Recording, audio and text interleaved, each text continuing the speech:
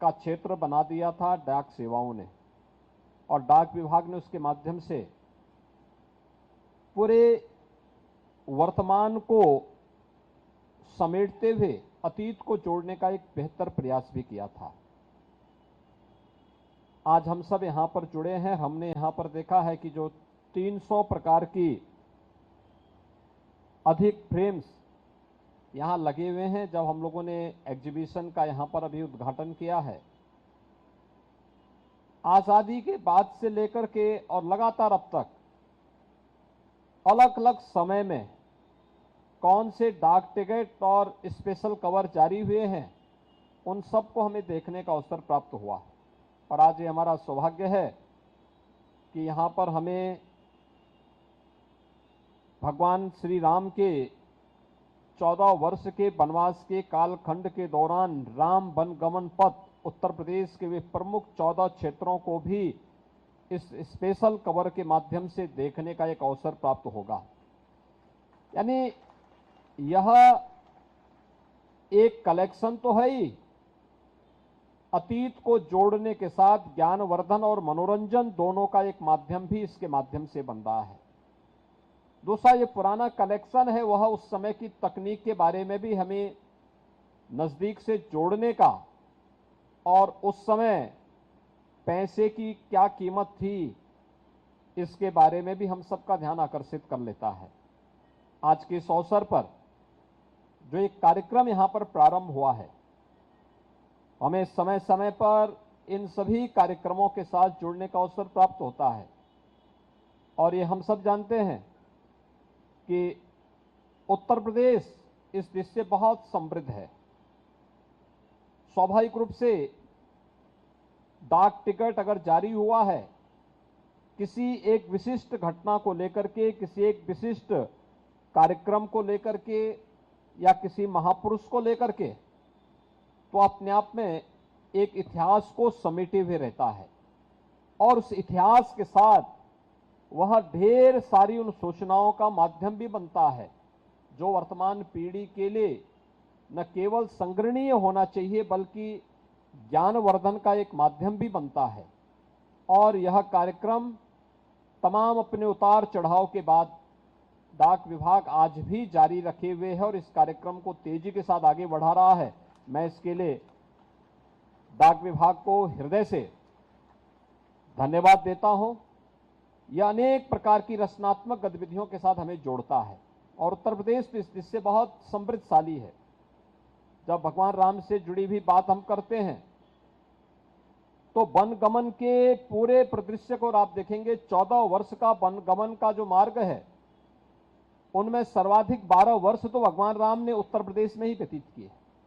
उत्तर प्रदेश का चित्रकूट जनपद इसका साक्षी है। और स्वाभाविक रूप से यह हम सबको बहुत सारी जानकारी, हम लोग मान के चलते हैं कि 14 वर्ष का भगवान राम को उस समय साधन नहीं थे, इसलिए हम लोगों को लगता है बहुत लंबी दूरी, बहुत सारी चीजें ऐसी लगती हैं जो हम लोगों के लिए भयावह लगती हैं।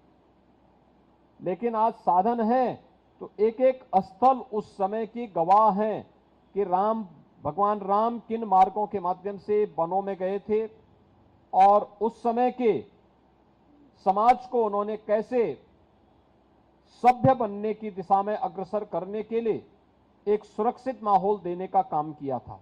ये बहुत सारी चीजें आज भी हम सबका ध्यान आकर्षित करती हैं। मुझे बताया गया कि भी 17 अक्टूबर को यहां पर भगवान बुद्ध से जुड़े हुए 6 प्रमुख स्थलों को लेकर के भी यहां पर विशेष प्रशिष्ट जारी किए जाएंगे। भगवान बुद्ध का जो राज परिवार था वह कपिलवस्तु में निवास करता था। भगवान बुद्ध ने अपना पहला ज्ञान उत्तर प्रदेश के सारनाथ की धरती पे ही दिया था। भगवान बुद्ध ने सर्वाधिक चातुर्मास उत्तर प्रदेश में ही व्यतीत किए थे।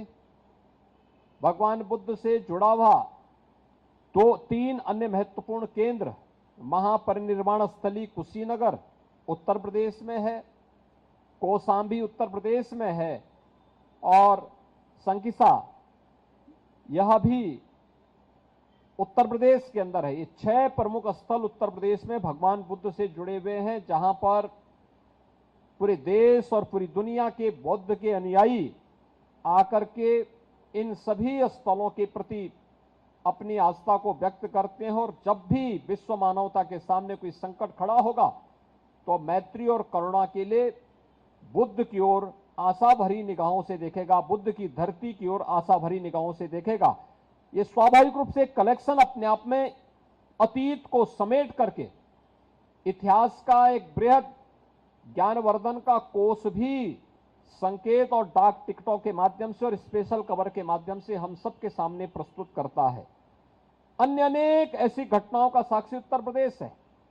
अगर आप कहेंगे कि भारत की आध्यात्मिक और सांस्कृतिक विरासत की आत्मा कहीं निवास करती है तो वह स्थल कोई हो सकता है तो उत्तर प्रदेश हो सकता है। भारत के कुंभ की परंपरा को वैश्विक मान्यता मिलती है। यूनेस्को से अमूर्त सांस्कृतिक धरोहर, मानवता की अमूर्त सांस्कृतिक धरोहर के रूप में मान्यता देता है। कुंभ से जुड़े हुए इन सभी स्थलों को लेकर के भी जब कुंभ की चर्चा होती है तो सब लोग प्रयागराज की ओर देखते हैं। देश के अंदर 4 प्रमुख स्थलों पर कुंभ के आयोजन होते हैं, लेकिन जब भी कोई इसकी बात की चर्चा करता है तो बरबस लोगों का ध्यान उस ओर जाता है। आजादी की लड़ाई की जब बात होती है, आजादी के अमृत महोत्सव वर्ष में हम वर्तमान में हैं, आजादी की लड़ाई में जब बात होती है तो हमारे सामने, देश के सामने 1857 के प्रथम स्वातंत्र समर से लेकर के और 1942 के भारत छोड़ो आंदोलन तक के वे सभी घटनाक्रम एक एक करके सामने आते हैं। कैसे उत्तर प्रदेश में ही जन्मे मंगल पांडे ने इस 1857 के प्रथम स्वातंत्र समर का शुभारंभ किया था। कैसे धन सिंह कोतवाल के नेतृत्व में मेरठ के अंदर इस प्रथम स्वातंत्र समर को आगे बढ़ाने का कार्य हुआ था। कैसे झांसी की रानी लक्ष्मीबाई झांसी के अंदर और त्यात्या टोपे बिठूर के अंदर इस लड़ाई की अगुवाई कर रहे हैं। कैसे चोरी चोरा की घटना 1922 में होती है, कैसे काकोरी की घटना घटित होती है और कैसे भारत छोड़ो आंदोलन के अंदर उत्तर प्रदेश के अलग अलग स्थानों को योगदान रहा है।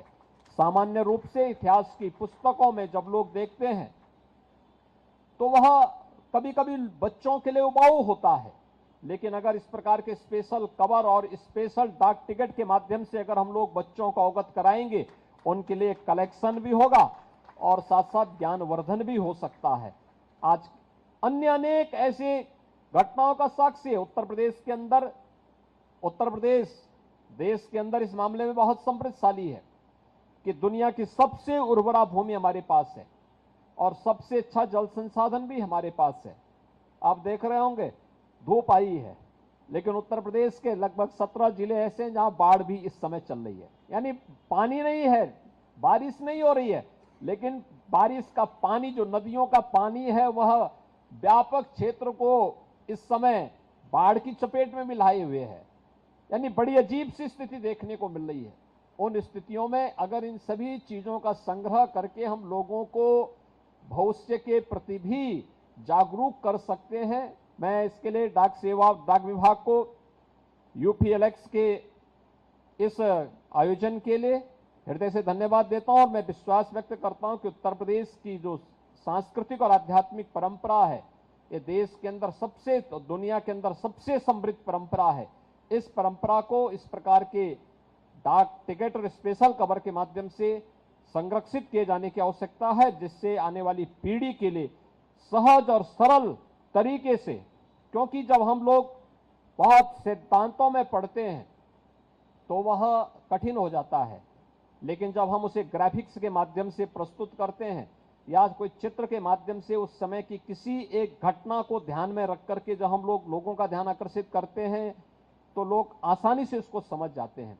और मुझे लगता है आसानी से समझाने का सबसे अच्छा माध्यम उस समय की किसी घटना को या किसी चित्र को ध्यान में रखकर या ग्राफिक के आधार पर हम उसको कर पाएंगे तो गागर में सागर का काम वो करने लग जाएगा। और ये सभी कार्यक्रम गागर में सागर कर भरने और इतिहास को समेट करके उसको संरक्षित करने का एक प्रयास हो सकता है। मैं इस पूरे कार्यक्रम के प्रति अपनी शुभकामनाएं देता हूं।